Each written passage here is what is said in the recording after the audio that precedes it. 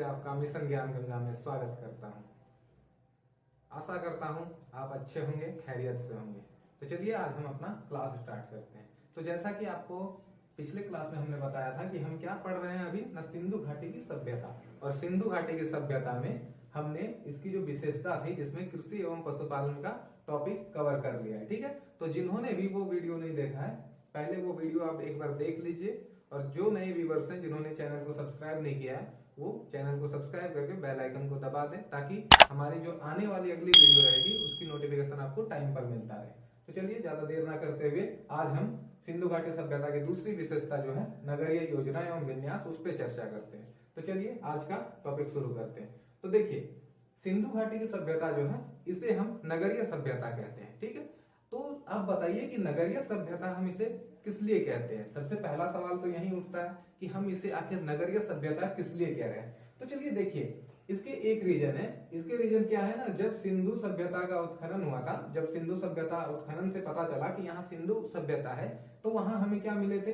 ना, नगरीकरण का साक्ष्य मिला था। विश्व में ये पहली ऐसी सभ्यता थी जहां से हमें नगरीकरण के प्रमाण मिलते हैं। ठीक है, अब देखिए नगरीकरण की बात आई तो हम कैसे कह सकते हैं कि ये यहाँ के जो पुरास्थल थे वो नगरीय रूप में विकसित हुए थे। ठीक है, ये भी बड़ा क्वेश्चन होता है, तो उसके लिए भी कोई प्रमाण चाहिए। क्योंकि देखिए हिस्ट्री में कोई भी ऐसा चीज नहीं है जिसे हम यूं ही कह दें। जब तक कोई प्रमाण नहीं मिलता है तब तक हम उसे हिस्ट्री स्वीकार नहीं करती है कि ये चीज हुई होगी। ठीक है, तो वैसे ही सिंधु घाटी सभ्यता में जब किसी ने कहा कि ये सभ्यता नगरीय सभ्यता है तो उसके कुछ प्रमाण भी दिए होंगे। ठीक है, तो वही प्रमाण जो है हम उसी को नगरीय, इसकी जो नगरीय योजना है उसी की विशेषता में रखते हैं। तो चलिए नगरीय योजना देखने से पहले इसके प्रमुख पुरास्थल देख लेते हैं, क्योंकि क्या होता है एग्जाम में कभी कभी एक क्वेश्चन जो बनते हैं वो सीधा सीधा इनके पुरास्थल से बन जाते हैं। ठीक है, जैसे आपसे पूछ दिया जाता है कि बताइए जूनी कुराल कौन से क्या कहते हैं कि जूनी कुराल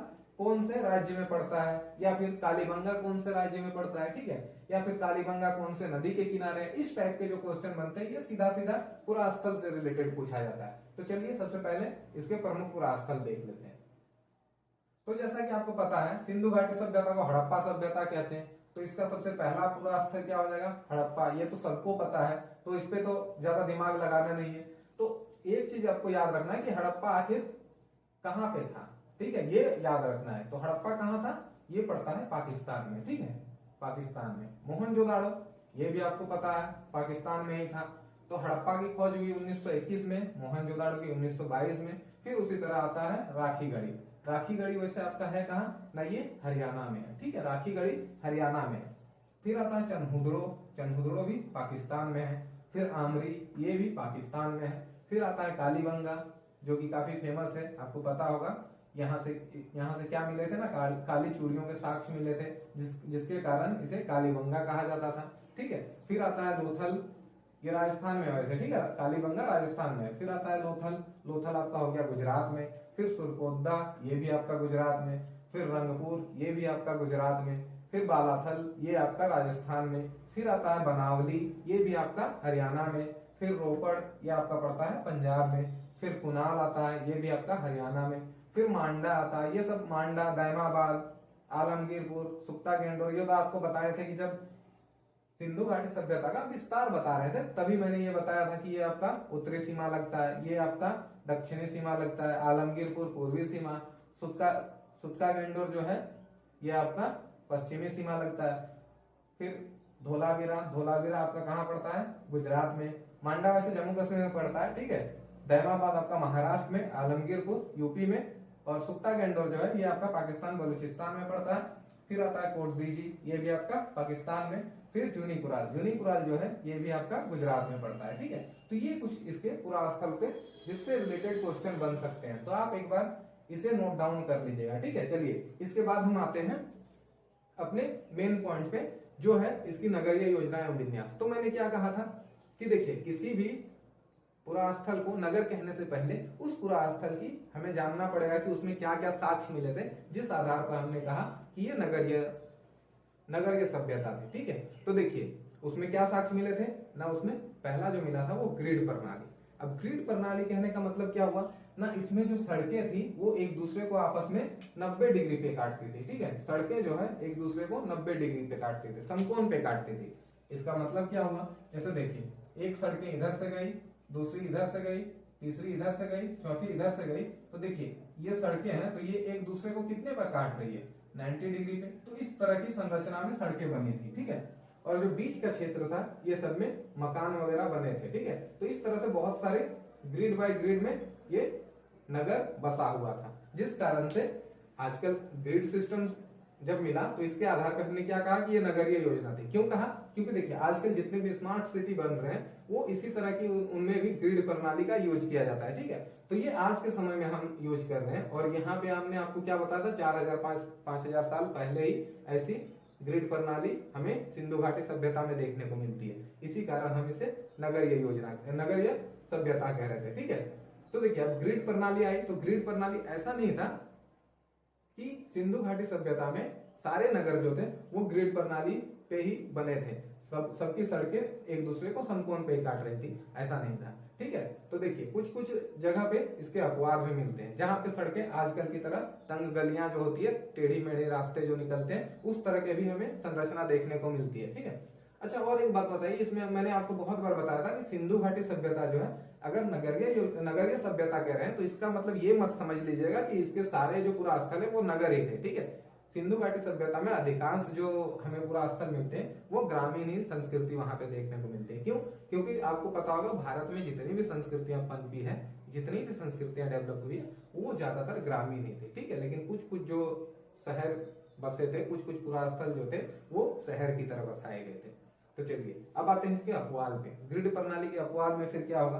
तो देखिए इसका पहला अपवाद बनता है बनावली। ठीक है, आपको पता है बनावली कहाँ था, हरियाणा में। ठीक है, हरियाणा में पड़ता है बनावली और ये हिसार जिले में पड़ता है। ठीक है, तो देखिए यहाँ पे सड़कें क्या थी ना, टेढ़ी मेढ़ी थी। अभी अगर आप दिल्ली जाइए या कोलकाता जाइए तो वहां की जो सड़कें भी मिलेगी ना, इसी तरह टेढ़ी मेढ़ी रास्ते मिलते हैं। ठीक है, तो वहां भी बनावली में भी सड़कें टेढ़ी मेढ़ी थी। तो इससे प्रश्न कैसा बनता है, इससे बनता है कि उस पूरा स्थल का नाम बताइए जहां सड़कें जो है शतरंज के जाल की तरह थी। ठीक है, तो शतरंज के जाल की तरह कहां सड़कें थी, बनावली में। ठीक है, यहाँ सड़कें टेढ़ी मेढ़ी एवं शतरंज के जाल की तरह थी। ठीक है, अब आते हैं इसके दूसरे जो इसके साक्ष्य हम बता रहे हैं, जिसके आधार पे हम कह रहे हैं कि ये नगरीय सभ्यता थी। तो इसका दूसरा प्रमाण मिलता है, नगर 2 भागों में विभाजित था। ठीक है, अब नगर 2 भागों में विभाजित कहने का मतलब क्या हुआ ना, देखिए नगर को जो बसाया जाता है, अभी आप देखिएगा उस टाइम पे कैसे बसाया गया था, इसको 2 भागों में इस तरह से, एक ऊंचा भाग था, दूसरा नीचा भाग था। ठीक है, एक ऊंचाई पे, थोड़ा ऊंचाई पे बसता था, दूसरा नीचे पे बसता था। ठीक है, ऊंचाई वाले भाग को हम क्या कहते थे, सिंधु घाटी सभ्यता में ऊंचाई वाले भाग को दुर्ग कहा जाता था। ठीक है, और जो नीचे वाला भाग है इसे निचला नगर कहा जाता था। अब देखिए ऐसा बसाने का कारण क्या हो सकता है, हम अभी भी देखते हैं कि बहुत सारे घर, अगर नए घर बनाते हैं तो हम लोग देखते हैं कि जो सड़क होती है, सड़क से थोड़े ऊंचाई पे घर बनाए जाते हैं। क्यों ना, अगर मान के चलिए कभी बारिश होती है तो वो बारिश का पानी जो है वो आपके घर में ना घुस जाए। तो हम भी यहाँ पे इसी तरह देखने को मिलते हैं। तो इसके आधार पे पता है बहुत सारे विद्वानों ने कहा है कि शायद यहाँ पे बाढ़ आते थे, जिस कारण से बाढ़ के पानी से बचाने के लिए जो मेन शहर होता था, जिनमें पुरोहित वर्ग या उच्च कुल के वर्ग के लोग रहते थे, या कह सकते हैं जो शासन चलाते थे, उनका निवास स्थान होता था दुर्ग में। तो उनसे पानी से बचा, बाढ़ के पानी से बचाने के लिए शहर को थोड़े ऊंचे पे बसाया जाता था। ठीक है, तो देखिए दुर्ग एवं निचला नगर जो है इससे रिलेटेड क्या फैक्ट बनते हैं ना, देखिए दुर्ग जो है ये हमेशा पश्चिम दिशा की ओर होता था। ठीक है, दुर्ग का जो भाग है ये हमेशा पश्चिम दिशा की ओर होता था, और जो निचला नगर है ये पूर्वी दिशा की ओर होता था।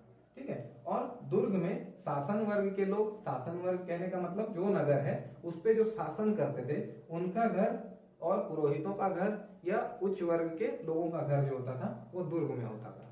और निचला नगर जो होता था यहाँ आम लोगों का आवास होता था, आम लोगों का मकान होता था। ठीक है, तो ये हो गया आपका दुर्ग और निचला नगर में शहर विभाजित था। और देखिए इसमें भी अपवाद आते हैं। अपवाद इसमें क्या आया, धोलावीरा।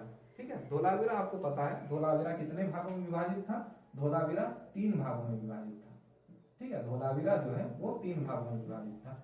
हर जगह हमें क्या मिलता है नगर, अधिकांश जगह 2 भागों में विभाजित। लेकिन धोलावीरा में जो नगर मिलते हैं वो 3 भागों में। अब देखिए 3 भागों में कैसे था, तो इसको हमने क्या कहा था, पहला तो एक ऊंचा वाला मिलेगा ही स्थान, फिर दूसरा स्थान जो मिलता है उससे थोड़े से ऊंचाई पे, फिर तीसरा स्थान नीचे पे, ठीक है। तो इसीलिए हमने इसको दुर्ग कहा, दूसरे वाले को मध्यम भाग कहा और तीसरे वाले को निचला नगर कहा। तो ये कहाँ मिलते हैं हमें 3 भागों में, वो धोलावीरा से मिलता है, ठीक है।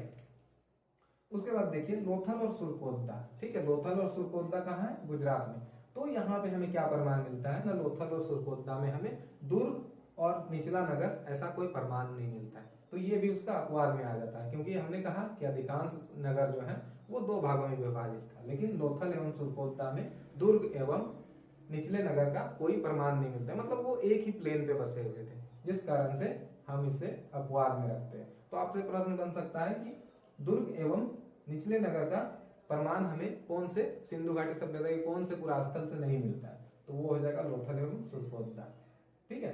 और अगर पूछ दे कि दुर्ग सिंधु घाटी सभ्यता में कौन सा ऐसा नगर है जो 3 भागों में विभाजित था, तो वो आपका हो जाएगा धोलावीरा, ठीक है। अब इसके तीसरे पॉइंट पे आते हैं कि तीसरा विशेषता क्या थी। तो तीसरी विशेषता जो थी वो नगर रक्षा दीवार से घिरा हुआ था, यानी कहने का मतलब नगर की पूरे अच्छी तरह से किलेबंदी की गई थी, ठीक है। नगर को जो है वो किलेबंदी किया गया था। अब इसके अपवाद में क्या आता है ना, इसके अपवाद में चनहुदड़ो आता है, ठीक है। तो चनहुदड़ो जो है ये कहाँ पे आपको बताएं, अभी पाकिस्तान में, ठीक है। तो यहाँ पे जो नगर यहाँ पे जो हमें देखने को मिलता है, यहाँ अधिकांश भागों में हमें क्या मिलता है कि जैसे ये नगर है, सपोज ये नगर है, तो नगर के चारों ओर इस तरह से किलेबंदी की गई थी, ठीक है। नगर के चारों ओर इस तरह से दीवारों से किलेबंदी की गई थी, लेकिन चनहुदड़ो में हमें ये साक्ष्य नहीं मिलता है, किले रक्षा दीवार का साक्ष्य नहीं मिलता है, तो ये आपका अपवाद में आ जाएगा, ठीक है। अच्छा, और एक चीज याद कर लीजिए कि बनावली ऐसा जगह है जहाँ पे, जैसे बनावली शहर जो है, आपको बता देते हैं कि देखिए हमने क्या कहा, 2 भागों में विभाजित था, एक दुर्ग में, दूसरा निचले नगर में, ठीक है। तो अधिकांश जगह पे जो रक्षा दीवार बनती थी वो किस तरह से बनती थी ना, देखिए दुर्ग वाले भाग को एक घेरे में रखते थे, इसकी पहले किलेबंदी की जाती थी, फिर निचला नगर जो है उसकी अलग से किलेबंदी की जाती, यानी 2 भाग में बंट रहा है तो 2 बार किलेबंदी किया गया है, ठीक है। एक तो दुर्ग की, दूसरा निचले नगर की। लेकिन बनावली एक ऐसा जगह है जहां पे हमें दुर्ग एवं निचला नगर एक ही रक्षा घेरे के अंदर देखने को मिलता है, ठीक है। जैसे एक ही रक्षा घेरे के अंदर हमें ये देखने को मिलता है, इस तरह से एक ही रक्षा घेरे के अंदर बनावली में हमें रक्षा दीवार देखने को मिलती है, ठीक है। तो ये भी इसका अपवाद नहीं होगा। आपसे क्वेश्चन पूछ सकता है कि कौन सा ऐसा पूरा स्थल है जहां दुर्ग एवं निचला नगर एक ही घेरे के अंदर या एक ही रक्षा दीवार के अंदर था, तो वो हो जाएगा आपका बनावली। और बनावली कहाँ मैंने बताया अभी आपको, हरियाणा में, ठीक है। उसके बाद दूसरा क्वेश्चन बनता है कि सबसे मजबूत एवं सबसे मोटी जो रक्षा दीवार है वो कौन से पूरा स्थल से मिलती है, तो वो हो जाएगा आपका धोलावीरा, ठीक है। धोलावीरा में सबसे मजबूत रक्षा दीवार जो है, किलेबंदी जो की गई थी, सबसे मजबूत किलेबंदी धोलावीरा में ही किया गया था, ठीक है। तो ये रहे इसके कुछ प्रमाण जो बता रहे थे कि ये नगरीय सभ्यता थी। इसके और भी कुछ प्रमाण है जो हम इस साइड मिटा के अभी लिखते हैं, ठीक है। तो आप इसका पहले एक बार स्क्रीनशॉट ले लीजिए, उसके बाद मैं उस साइड मिटा के उधर इसके कुछ और प्रमाण है, जैसे कि पक्की ईंटों का प्रयोग हुआ था, ठीक है, जल निकास प्रणाली पाई गई थी, वो सारी चीजें भी लिखते हैं। तो इसको आप एक बार स्क्रीनशॉट ले लीजिए।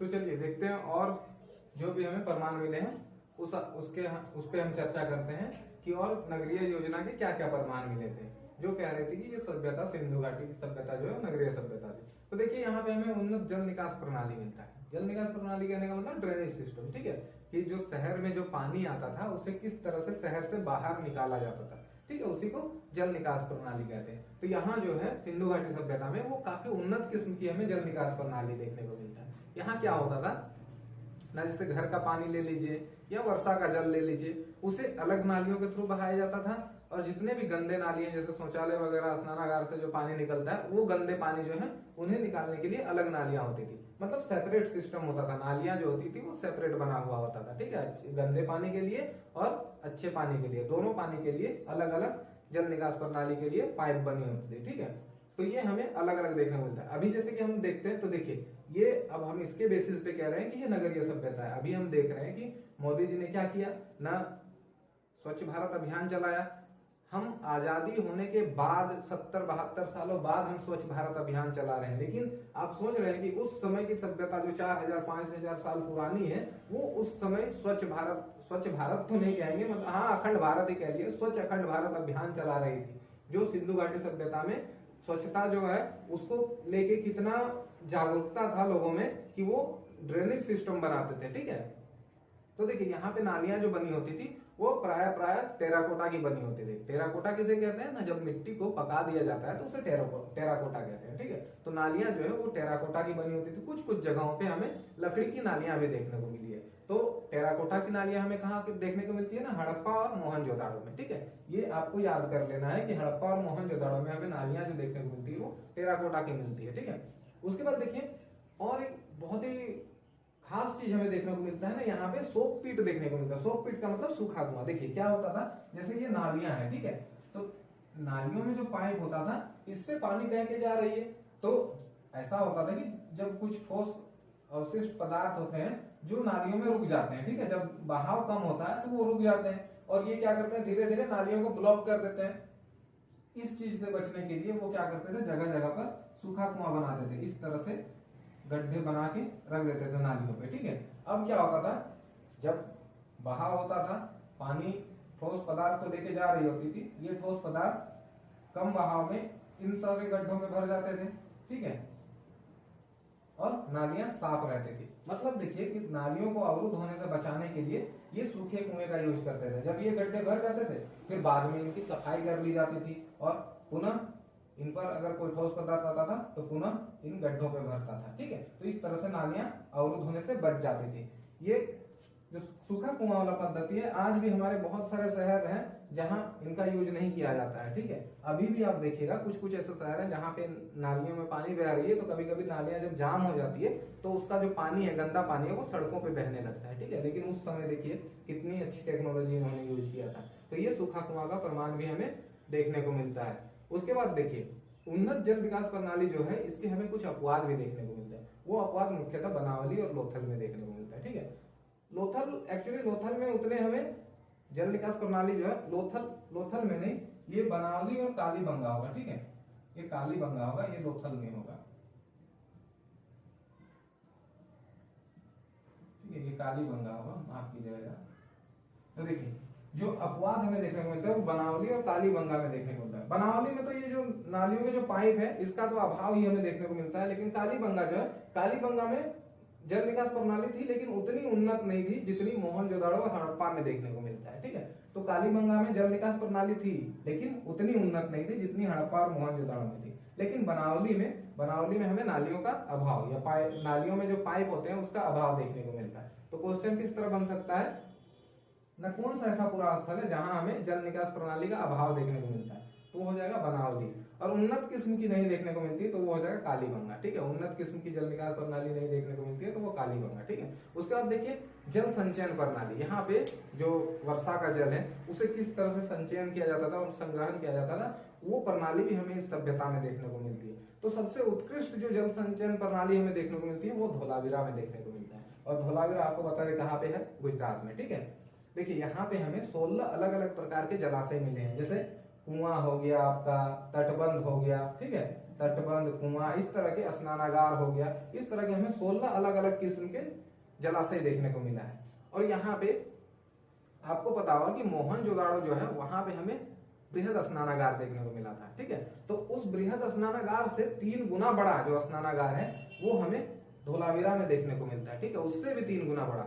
मुख्यतः उसका प्रयोग, जैसे मोहनजोदाड़ो के जो स्नानागार है उसका मुख्यतः प्रयोग किसके लिए किया जाता था, न शुद्धिकरण के लिए, नहाने के लिए प्रयोग किया जाता था। ठीक है, कि पुरोहित वर्ग के लोग अगर कुछ कर्मकांड में पूजा पाठ करते थे तो उसमें जाके नहाने के बाद शुद्ध होके उसके बाद पूजा पाठ करते थे। लेकिन ये जो स्नानागार मिलता है धोलावीरा में, ये मुख्यतः जल संचयन के लिए किया जाता था, और ये मोहनजोदाड़ो के स्नानागार से 3 गुना बड़ा था। ठीक है, उसके बाद देखिए हमें मनहर एवं मनसर नदी है। ठीक है, मनहर एवं मनसर नदी कहाँ पे, आपका गुजरात में, धोलावीरा में। ठीक है, तो यहाँ पे हमें तटबंध देखने को मिलता है, जो डैम बनाया जाता था वो भी हमें इन नदियों पे मिलता है। तो ये काफी इंपॉर्टेंट हो जाता है। कभी कभी बहुत सारे पीसीएस में ये क्वेश्चन पूछा है कि कौन से नदियों में डैम का प्रमाण मिलता है, तो वो हो जाएगा मनहर एवं मनसर नदी। ठीक है, उसके बाद देखिए जो मोहनजोदड़ो का मैंने बताया कि बृहद स्नानागार जो है वो उस पे हमें वाटर प्रूफिंग की प्रमाण भी देखने को मिलता है। ठीक है, वाटर प्रूफिंग का प्रमाण किस तरह, जैसे देखिए जो ये स्नानागार जो बना था इस पे जो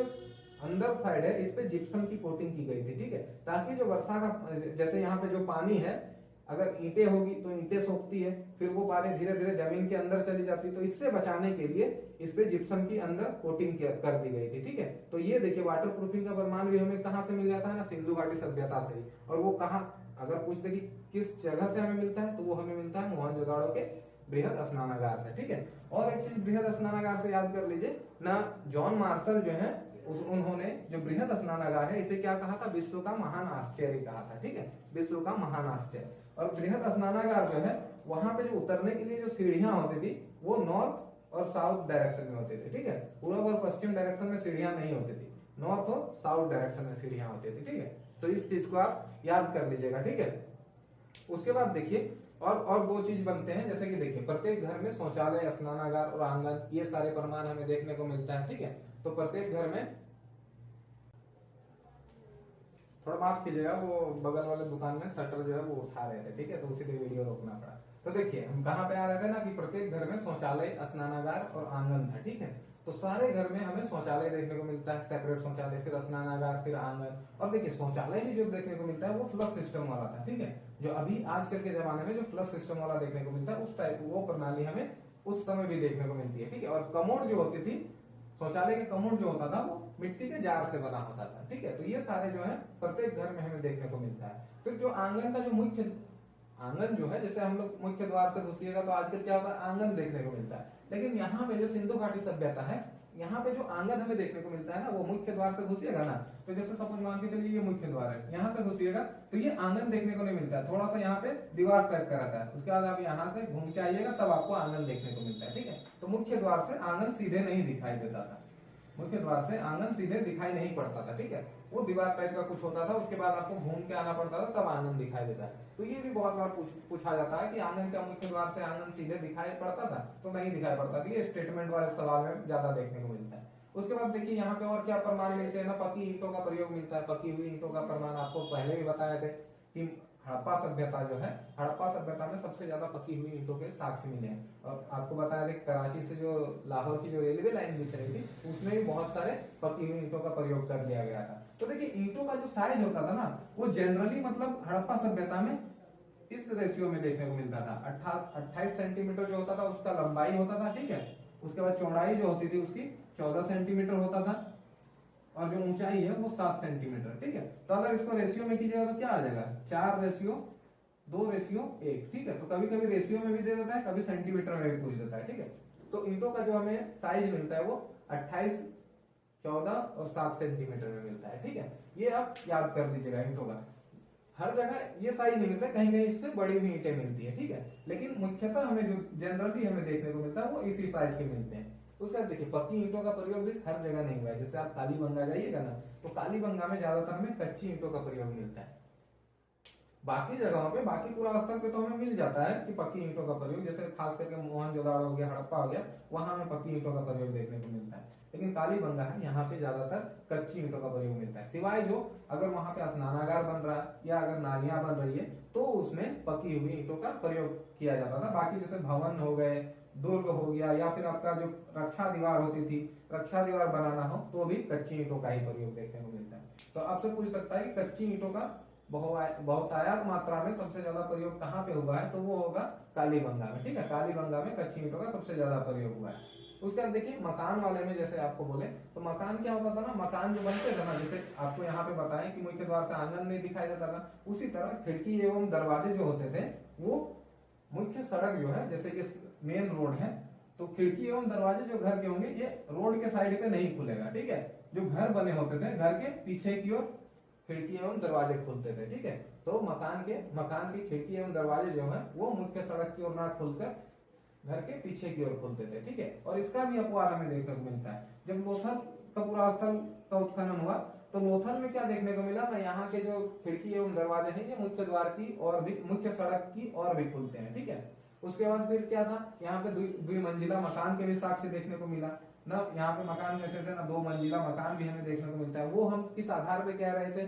ना, बहुत जगह पे सीढ़ियां देखने को मिली है, ठीक है, सीढ़ियों के साक्ष्य मिले हैं। फिर जाके जो नींव बनती है, घर का नींव बनता है, तो जनरली देखिएगा कि अगर 1 मंजिला बनाना होता है तो नींव मान के चलिए अगर हम 20 इंच का दे रहे हैं, 20 इंच की नींव दे रहे हैं, ठीक है। तो जो 2 मंजिला बनाते हैं आजकल तो बीम सिस्टम हो गया, लेकिन पहले क्या होता था कि अगर 20 इंच का जो नींव देके 1 मंजिला मकान बनाते हैं, तो अगर 2 मंजिला बनाना होता था तो ये 20 इंच नहीं, ये आपको 30 इंच या 40 इंच का नींव देना पड़ता था, ठीक है, 30 या 40 इंच का। तो इस तरह से नींव भी हमें देखने को मिला है कि कुछ कुछ घरों के नींव जो है वो कम मोटाई के हैं और कुछ कुछ घरों के ज्यादा मोटाई के। तो उसके आधार पे कहा गया कि ये शायद ये घर 2 मंजिला रही होगी, जिसके कारण इसकी नींव इतनी मोटी दी गई है, ठीक है। तो ये 2 मंजिला मकान के भी हमको साक्ष्य देखने को मिलता है। तो देखिए ये सारी चीजें जितनी भी मैंने आपको बताई, 7-8 चीजें बताई, ये 7-8 चीजें आजकल देखिए आजकल के शहरों में देखने को मिलता है, नगरों में देखने को मिलता है ये सारी चीजें। लेकिन हम देख रहे हैं सिंधु घाटी सभ्यता में जो उत्खनन हुआ है उन जगहों पे ऐसे जो विशेषता है देखने को मिला है। तो इन्हीं विशेषताओं के आधार पर जो पुरातत्वविद हैं और विद्वान हैं, उन्होंने क्या कहा था ना, सिंधु घाटी की सभ्यता जो है वो नगरीय सभ्यता है। तो आपको समझ में आ गया होगी नगरीय सभ्यता किस लिए कहा जाता है, ठीक है। तो चलिए आज का वीडियो यहीं पे समाप्त करते हैं।